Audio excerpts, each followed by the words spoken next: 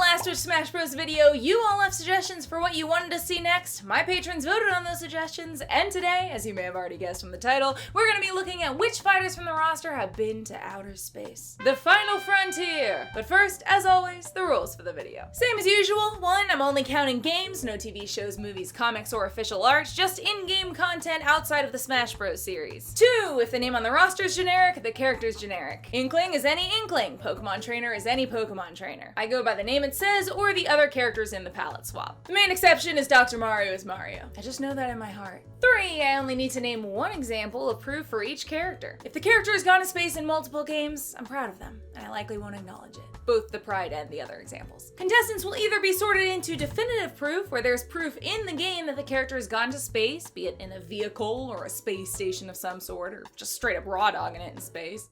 That's not. Or no proof, in which there is no in-game proof that they have physically been among the stars. Now, we'll talk more in depth about what constitutes space in the meat of the video, but while it doesn't have to be our solar system space, I am expecting stars, surrounding planets, nebulas, things that make it clear that they are in space. I know it sounds obvious, but it gets bizarrely complicated later on. Starting in our original boy, Mario's been going to space since the beginning of his adventures, and obviously has the whole Galaxy series, but the example that's most useful for today's purposes is Rainbow Road in Mario Kart, which in turn knocks off all of our Mario Kart roster, including Rob from Mario Kart DS. Don't worry, I didn't forget you this time, bud. And while Piranha Plant would have been ticked off anyway for being an item in the game that could be used on Rainbow Road, these little guys also show up by themselves on the music park track. Hey, while we're on it, this track's weird, man. Why are all these instruments just randomly chilling in space? What are these guys' lives like? Video for another day, maybe. Also, I feel like we should address the Mario Kart / party-shaped elephant in the room and talk canon for a sec. Now, I'm not gonna fully dive into this, but I do think it should at least be touched on, since it's understandably a bit controversial to use these games as proof when some people don't consider them canon. So here's the thing. There is no official, definitive Mario canon within Nintendo-made games, because the creators haven't established that there is. So anyone who says that they can definitively tell you every game that is and isn't canon,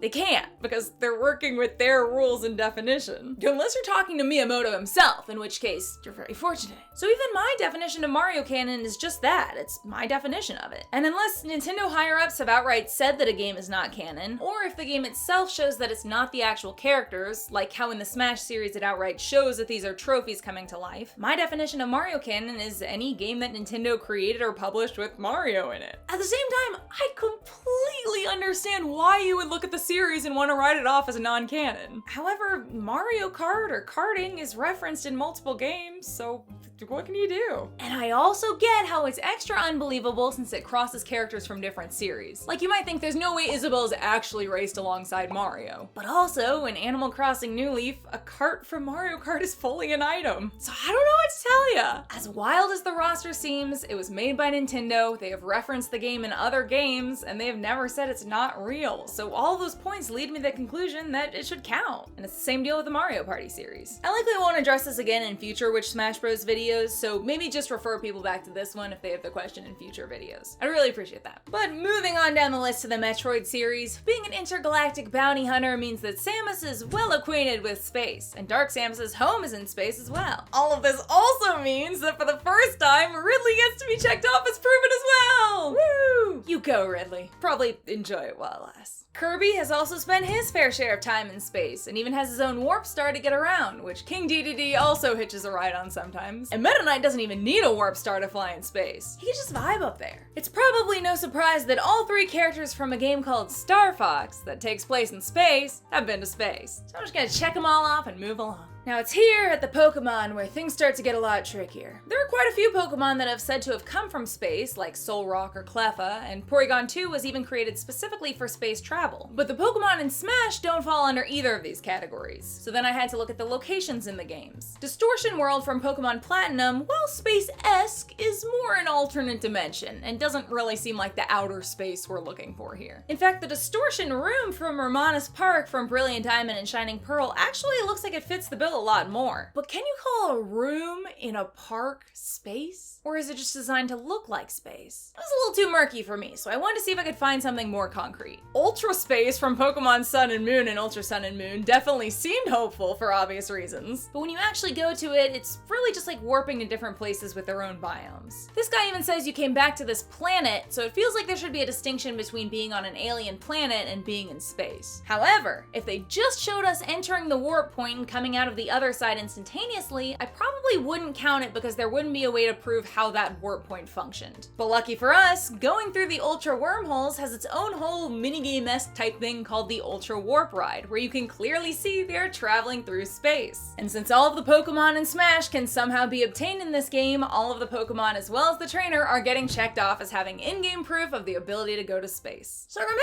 how I said if we weren't shown the warp process, I probably wouldn't count it? Who would have thought that would come up again so soon? While the Phase Distorter, or Space Distorter as it was called in Mother 2, gives Ness and the gang the ability to travel through space and time, space in this instance isn't referring to outer space, but like space as it relates to dimensions. Now how it works, I don't know. If I had time and space travel figured out, I would have stopped Sonic 06 from being made, but here we are. Point is, I don't know what the process looks like since we don't have proof like in Pokemon, so as far as I'm concerned, both the boys stay Earthbound.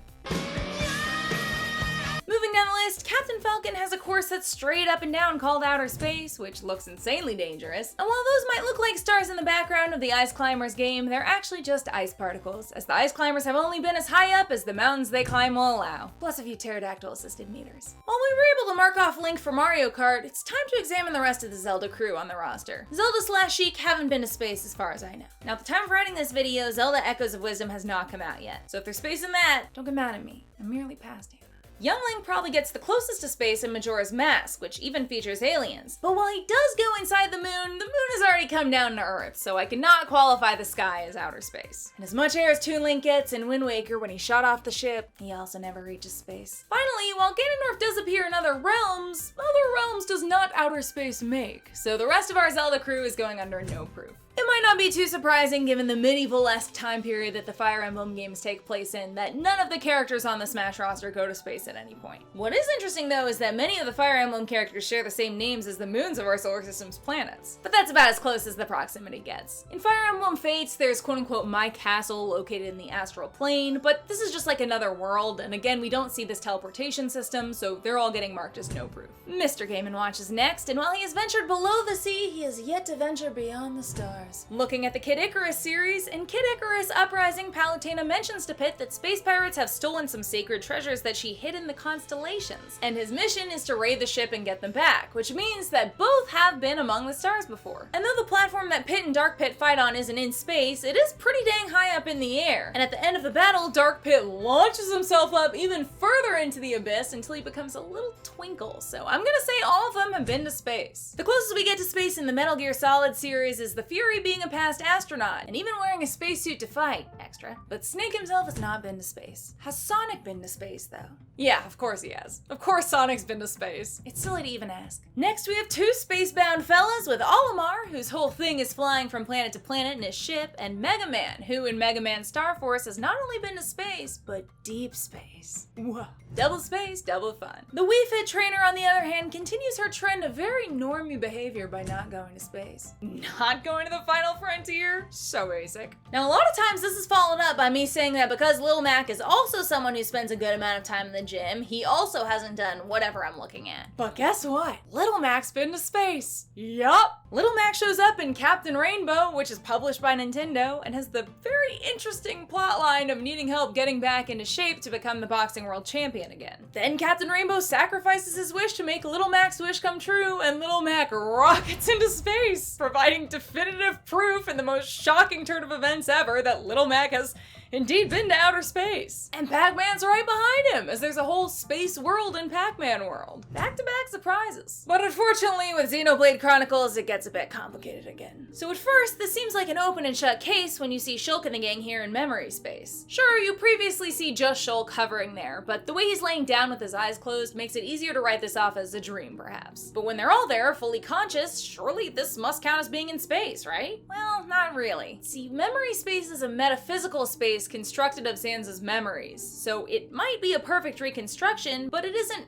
really outer space. Paradigm and Erico made a really great video going in depth about this, so check that out if you want a more thorough explanation. But this is where the existential crises begin, because if you have consciousness and a vessel in which it operates and are in a perfect replica of outer space, does it matter if it's actually space or not? What is the significance of outer space? What are you, the viewer, really looking for? Do you care about the concept of stars or their physical matter? Well, anyway, I'm gonna say no proof. It's not real and I've got a job to do. Pyra and Mythra are interesting because the original cores that were used to create the blade were at one point in space, but once they turned into sentient beings, they never returned to space, and that's what I'm gonna count. And if you missed my Which Smash Bros. Characters have kissed video and have never played Xenoblade Chronicles 2, and thus are wondering why I referred to them as the blade, they're a sword.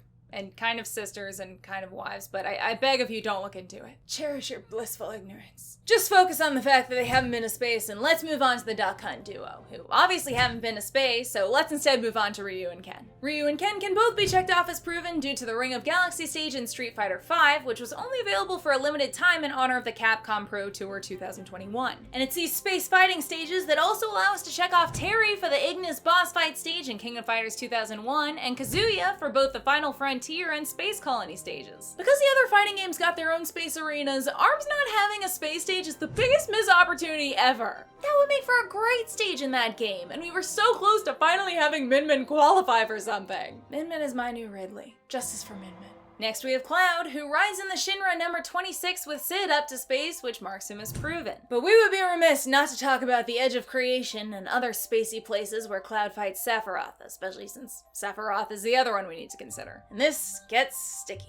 Okay, so first things first, we can't say for sure what's real. People are very split on whether or not these times that Cloud is entering Sephiroth— Encountering, not that. Sorry, too much fanfic, you know? People are very split on whether or not these times that Cloud is encountering Sephiroth is in Cloud's mind or whether he's being teleported to him. From what I've seen looking around the internet, the majority of people, myself included, believe this to be a metaphysical place. Not identical, but similar concept to Xenoblade. But another possibility is that the Edge of Creation is real, but Cloud is being mentally projected into the scene by Sephiroth. But does that mean Sephiroth might actually be there? Well, this gets even more complicated, because it depends on your definition of Sephiroth. As far as I understand, in Final Fantasy VII, Sephiroth's actual body is still encased in crystal in the northern crater. Who Cloud faces off against is Jenova, but it's Jenova who is being controlled by Sephiroth, who has also taken the form of himself. So once again, it's that kind of existential crisis from Xenoblade of if they've got Sephiroth's body and mind, is that Sephiroth? Because we don't have definitive answers as to whether this is a metaphysical space, and because I don't know whether or not to count this or this as Sephiroth, and because we don't even know if this Sephiroth is physically here either, and because there's a whole multiverse thing going on, but they've purposefully left things unanswered and vague, I think we have to say no proof. There's too many question marks. I hope you understand.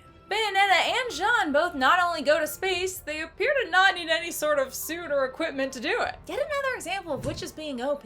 Simon from Castlevania, on the other hand, isn't so lucky. And there's a very simple reason Simon hasn't been to space. There are no vampires in space. If there were, he would find them and he would kill them. And we can mark Richter off as no proof while we're at it. At the end of DK Jungle Climber, we can see King K. Rool floating through space, which both checks him off and also reaffirms what I always knew to be true. King K. Rool is closer to Bayonetta than he is to Simon. I hope you're not sick of illusory versions of outer space, because Persona 5 gets us again. As while Joker and the other Phantom Thieves appear to navigate a giant spaceship and fly through space, it is actually the metaverse. And in the metaverse, not even Zuckerberg can hear you scream. That was more sinister than I intended. Anyway, the metaverse is a projection of what the creator thinks and believes. So even though it looks like outer space, it is actually just the Okamura Foods corporate headquarters. Can Hero put us back on the reality track? The answer is yes, but which hero? For those unfamiliar with the Dragon Quest series, Hero, and later Heroine as well, is the name used to refer to the main character in any given Dragon Quest game, which is why all of the versions of Hero and Smash look so different from one another. They're different heroes from different games. And in Dragon Quest X, the hero we play as is killed,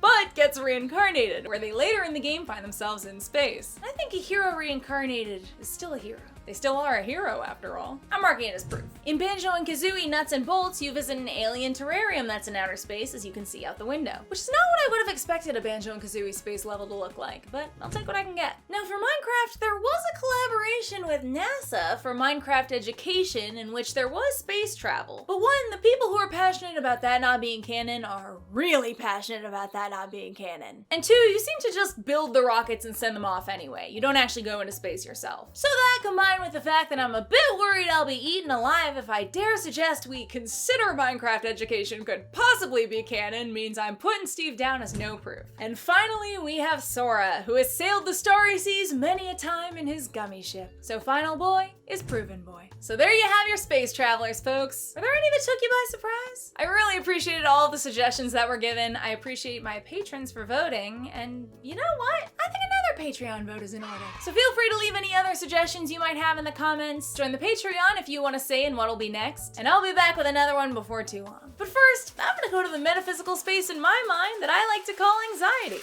See you next time. Goombanna is the wonder why she didn't come to play. Gaming vids that'll make you laugh and think and put them on replay. Intelligent, kind of funny, her community's #1. Stick around and kick your feet up. Goombanna has just begun.